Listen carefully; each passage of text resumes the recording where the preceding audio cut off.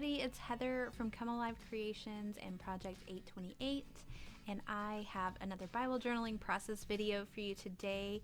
And today we're going to be in Romans 12:2, and I am going to read out of the NLT version, and the version that I'm journaling in is a little bit different, but I really like the way the NLT version says this. It says, "Don't copy the behavior and customs of this world, but let God transform you into a new person by changing the way that you think. Then you will learn to know God's will for you, which is good and pleasing and perfect." And this is one of my absolute favorite verses. It is such a good reminder for me that I am in control of my thoughts, and my thoughts are not in control of me, and that I, through God, can completely transform the way that I'm thinking.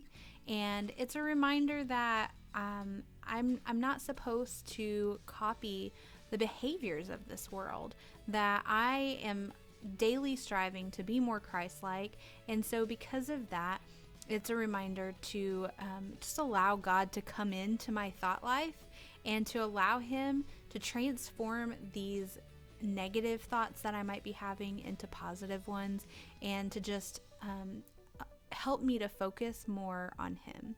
And so today I am going to be doing just a fun page and with some colors. And so if you want to stick around and see this page come together, then go ahead and keep on watching. So I am just going to be starting out doing some stamping and embossing.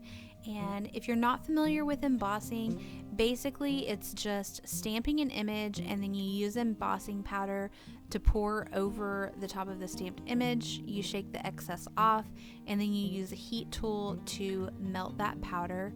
And it's really a fun thing to do. You can get all sorts of different colors of embossing powders. There's different textures of embossing powders, but actually my favorite to use is what I'm using today, which is a clear embossing powder. And I love it so much because when it melts, you can see through it, which means if you stamp in color, then whatever color you stamp in is ultimately going to be your end result. And one of the reasons I love that so much is because if you stamp with distress oxides, then you get a waterproof product. So if you're familiar with distress oxides, you'll know that if you add water to them, they react.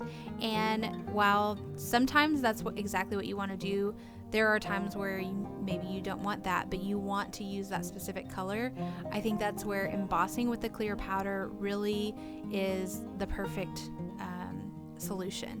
So what you would do is you would just take your stamp and stamp with your distress oxide, and then you take the clear embossing powder and you sprinkle it over top, you shake the excess off, and then you melt it with your heat tool. And then that color of the distress oxide shows through. And because you have that layer of melted embossing powder on top, it makes it waterproof. So then you can add water all around that, and it's not going to react with that distress oxide because it has a barrier over top of it. Just a side note, I do have a video where I go more in detail about distress oxides, and I do go over some of the embossing techniques in that video. It's in my How I series, and it's actually video number 1 in that series, and it's just titled Distress Oxides. So I will link that down below, and you can go and check that out. I also have a few other videos in that series that are fun to watch.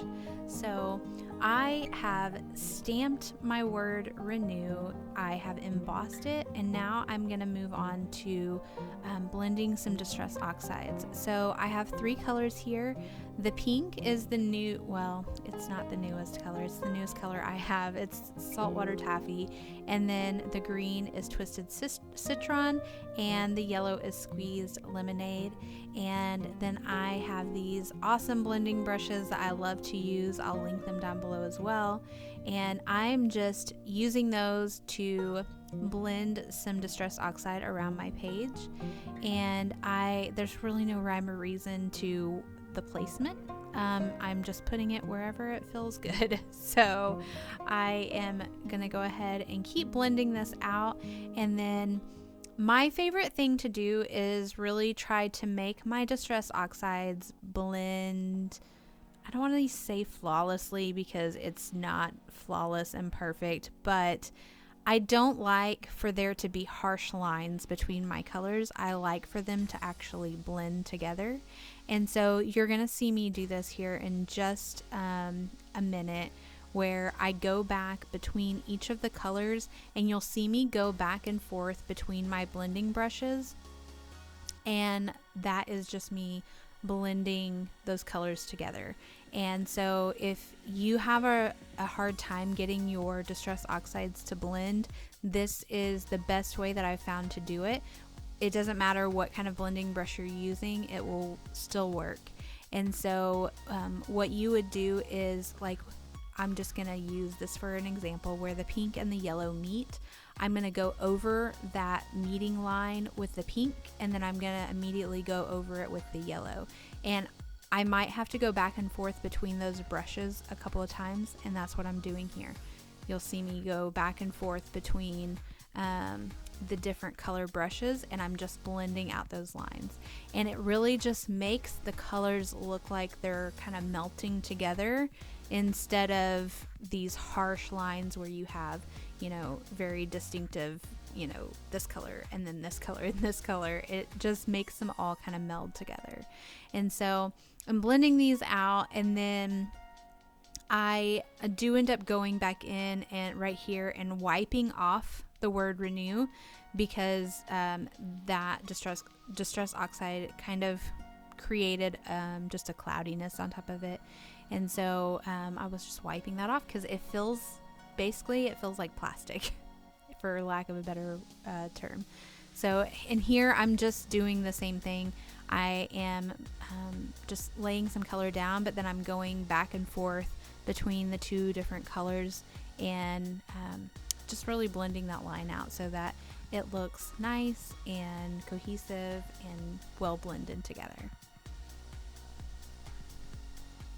So I'm going to talk for just a minute about Come Alive Creations and Project 828. I usually introduce myself in my videos as Heather with Come Alive Creations, but if you notice today I said Come Alive Creations and Project 828. I would like to transition my videos over to being just a part of Project 828 because that's really where my heart is, but I also do not want to let go of Come Alive Creations. That is very near and dear to my heart. And so I am kind of in a transition period where I'm just going to kind of embrace the two together for a little while I ask God exactly, you know, where He wants me to go with Come Alive Creations, if that season has come to an end or if He wants me to keep it for another reason. We will see where He leads on that. So for now, I am using both of them. So here you've seen me spray some water on my page, and then I'm just using a paper towel and kind of sopping up that water with the paper towel, and that just removes a little bit of that distress oxide. And it's really a little bit difficult to see it here, but at the end I do some close-up shots and you'll be able to see the water spots on the page a little bit better, and it just adds a little something extra to the page. So I really love that. And I talked about this in my last video, but this Interleaved Bible that I'm using to do my Bible journaling process videos in is really just a simple Bible, for lack of a better word. My illustrating Bibles that I have a whole lot of different medias in there. There's ephemera in there, stickers, paper pieces of all sorts. And this Bible, I wanted it to just be a little more simple, and mostly so that I could fit more in it, because my other Bibles have gotten so thick with all of that stuff that I can't fit a whole lot in there anymore. And that's kind of a bummer because there's still a lot of open pages. And so I wanted to keep this Bible a little more simple. So I've not been adding the extra things in this Bible. and I also don't add bow clips in this Bible. And so a lot of my pages in this Bible are very simple like this, where there's just color on the page and then I do some hand lettering, which is what I'm doing right now. And I love to hand letter. It's one of my favorite things to do. I'm still not as good at it as I would love to be, but I am a lot better at it than I used to be.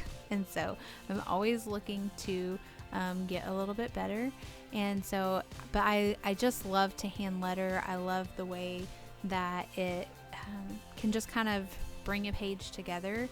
And I love having the different font styles together. I don't like doing just, one font style. And so I chose to just write a part of the verse here, which is be transformed by the renewal of your mind, which is like the heart of this verse. And then below the word renew, I am just writing out a prayer, and you can read the prayer here. I'm not going to talk too much about it right here, but I am going to talk more about that on my blog. So my process videos are always going to line up with a blog post, and it's my hope that these process videos are just kind of like a gateway for you to go over and read on my blog. My blog is where I want to share openly and honestly about all the things that I'm walking through and things in my past that I've walked through. And really it's just a space that I wanted to create to share with people, to let them know like, hey, we're all just humans doing this thing called life, and you're not alone. And I just don't ever want people to feel like they're alone in their struggles. And so that's why I created it. And so please go check that out. I will link my blog post down below so you can very easily find that. And so I am just finishing up my page here. I'm going back and thickening up my downstrokes on this word that I forgot to do. And you can't see it, it's kind of out of frame, but I use my mega date stamp to stamp the date down below. And then I'm also just gonna go and add a few little art marks around the page. I'm also outlining my verse here as well. And the art marks, there's really no reason for them. It's just something I like to do. If I feel like there's a little too much blank space or something, then it's a great way to just add another little element to your page. So that is pretty much it for my page though, guys. I am gonna throw in some close-ups here at the end, and I hope you really enjoyed this, and I'll see you in the next video.